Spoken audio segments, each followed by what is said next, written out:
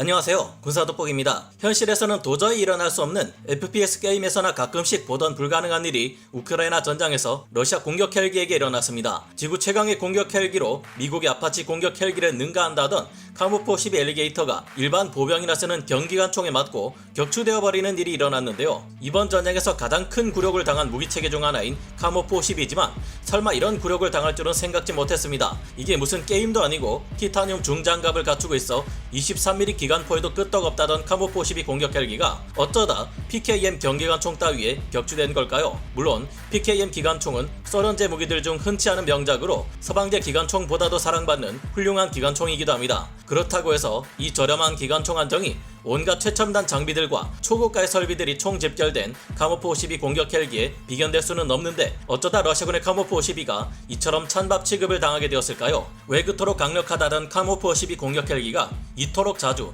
그리고 많이 추락하고 있는지 우크라이나 언론 보도의 분석 또한 구할 수 있었기에 그 이유가 무엇인지 여러분께 말씀드리려 합니다. 전문가는 아니지만 해당 분야의 정보를 조사 정리했습니다. 본의 아니게 틀린 부분이 있을 수 있다는 점 양해해 주시면 감사하겠습니다. 현지 시각으로 지난 8월 13일과 8월 14일 영국 측 오신트 정보에 의하면 우크라이나군 관계자들은 각각 한 대씩의 러시아군 카모포12 엘리게이터 공격 헬기가 격추되었다 전했다고 합니다. 이제는 최강이라던 카모포12 공격 헬기가 또 격추되었다, 이런 말들은 여러분도 식상하다 느끼시겠지만 카모포12 공격 헬기씩이나 되는 물건이 고작 PKM 경기관총 따위에 격추당했다고 하니 아무리 그래도 그렇지 이거 러시아의 뻥스펙이 너무 심한 것 아니냐는 말이 나올 지경인데요. 우크라이나군 관계자는 지난 8월 13일 자포리자 전선에서 한 명의 차량화 보병이 기관총 사격으로 러시아군의 카모포12 공격 헬기를 격추시켰다고 밝혔습니다. 러시아 국방부가 밝힌 바에 따르면 카모포12는 대당 가격이 무려 10억 7,500만 루블로 하나 230억 3,725만 원이라는 비싼 물건입니다. 반면 우크라이나군이 사용하고 있는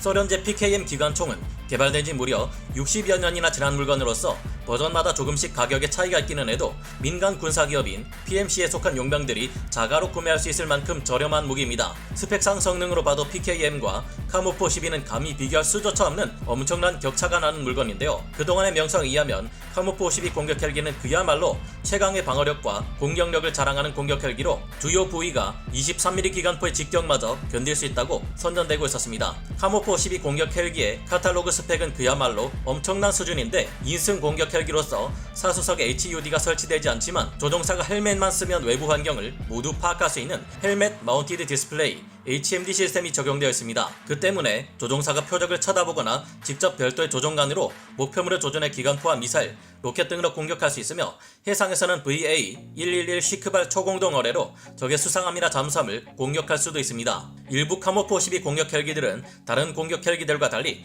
밀리미터파 MMW 레이더를 로터 위에 장착하지 않고 마치 전투기들처럼 기수 앞에 레이더맨에 장착하는데요. 이 레이더맨은 좀 더 큰 전용 레이더 공간이 있어서 상대적으로 더 큰 대형의 일사 레이더를 장착하기도 합니다. 기본적인 파라볼라형 FH-01 아발렛 MMW 레이더를 장착한 카모포12 공격 헬기들도 12km 밖에서 적 전차를 탐지해 공격할 수 있고 전투기의 경우 15km 밖에서 공대공 미사일은 5km 밖에서 탐지하는 것이 가능하다고 하는데요. 헤르메스-A 공대지 미사일로 15km에서 20km 밖 목표를 공격할 수 있는 데다 KH-25 대레이더 미사일이나 소형 순항 미사일은 물론 KH-35 대함 미사일을 장착해 적의 전투함도 박살낼 수 있는 엄청난 화력을 가진 것으로 알려져 있는 것이 카모포12 공격 헬기였습니다. 우수한 탐지거리 덕분에 적의 대공포 사거리 밖에서 효과적인 작전 수행이 가능한 것으로 알려져 있었는데요. 순수 무장 탑재량에서는 서방의 AH-64 아파치 공격 헬기를 능가합니다. 러시아 측 발표에 따르면 레제체 A4 레이더를 기수에 장착한 카모포12M의 경우 전차나 차량 같은 소형 표적은 45km 밖에서, 건물이나 군함 같은 대형 표적의 경우 무려 150km 밖에서 탐지할 수 있는 성능을 가지고 있다고 합니다. 그런 만큼 카모포12 공격 헬기를 다수 잃고 있는 러시아로서는 피는 물이 날 텐데요.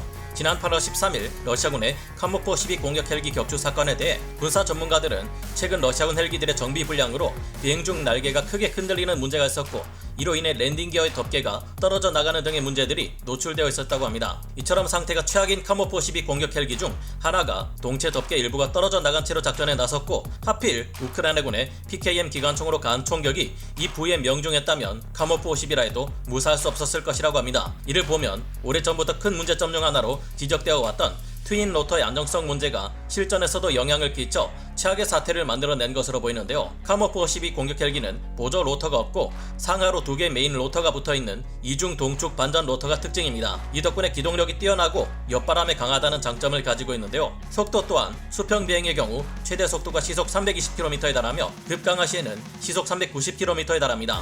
하지만 그만큼 불안정하다는 문제를 밀28의 제작사인 밀설계국이 제기하기도 했는데요. 우크라이나 측 언론 매체인 UK 디펜스 저널의 한 보도에서도 러시아군 카모프 52 공격 헬기들이 왜 이렇게 많이 격추당하고 있는지 원인을 분석해 보도했습니다. 첫째 원인은 우크라이나군 측에 너무나 많은 보병용 휴대용 지대공 미사일들이 배치되었다는 점입니다.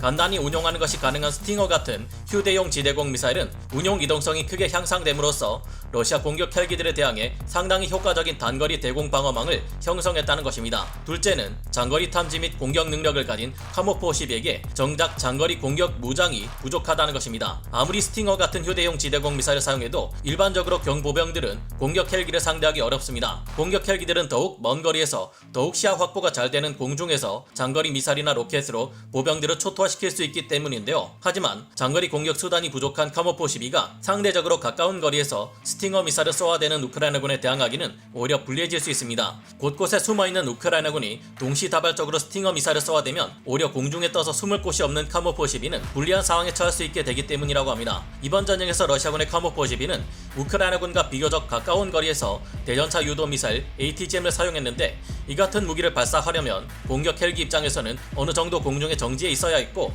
이때를 노려 스팅어 미사일을 마구 쏘아대는 우크라이나군의 공격을 도저히 감당해낼 수 없었을 것이라고 합니다. UK 디펜스 저널의 보도가 세 번째 문제로 추정한 것은 러시아의 근접 항공 지원 전술이 실패했고 전방 항공 통제팀과의 의사소통에 문제가 있었기 때문일 수 있다는 것입니다. 특히 현재 러시아군에게는 전방 항공 통제팀과의 의사소통 자체가 존재하지 않으며 카모프 52 승무원은 자신의 작전 영역에 어떤 위험이 도사리고 있는지 전혀 알지 못한 채 작전에 투입되고 있다는 것을 문제로 삼았는데요. 게다가 카모프 52는 다목적 공격 헬기로서 근접 항공 지원을 포함해 여러 임무에 투입되고 있다는 것도 자주 격추되는 이유 중 하나로 꼽히고 있습니다. 여기저기 쓰이는 곳이 많다 보니 그만큼 다른 러시아군 헬기들에 비해 격추되는 경우의 수도 더 많다는 것인데요. 그리고 한 가지 더 지적한 것은 역시나 복잡한 이중 동축 반전 로터의 신뢰성이었습니다. 이 독특한 방식의 로터는 카모프 52 공격 헬기의 중요 구성 요소에 대해 고장을 잘 일으키게 만들며 이로 인해 비행 능력을 감소시켰다고 지적하고 있습니다. 앞으로 이런 러시아군 카모프 52의 문제점은 극복되기 어려우며 전쟁이 길어지면 길어질수록